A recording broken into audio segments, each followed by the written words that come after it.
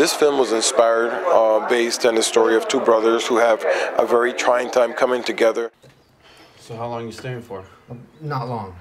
I gotta get back to work. Oh, where do you work? With a buddy at his shack. Actually, he's a friend of mine. Michael's doing sales for him. My baby. Nice to know you can hold a job. Don't start with me. Boys, come on. They have to deal with each other's differences, which there are quite a lot of differences.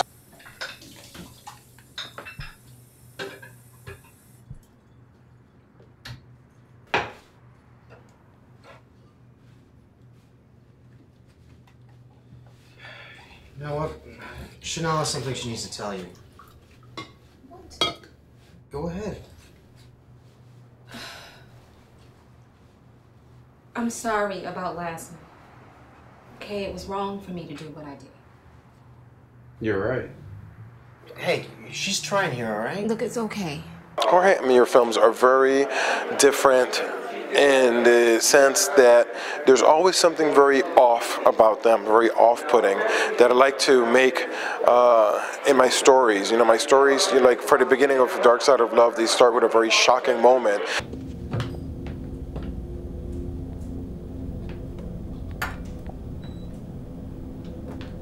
Michael judges his brother because of what he does, but yet, we see at the very beginning of the movie that he himself has some very interesting skeletons in his closet, and we actually get to see it.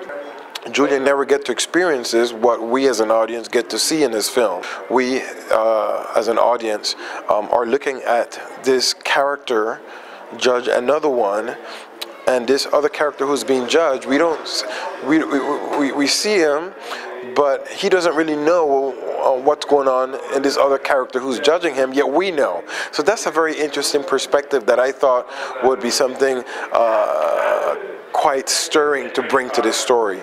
And I think the audience is actually going at the same time with the story, which is very important. You never want to be ahead of a story in film.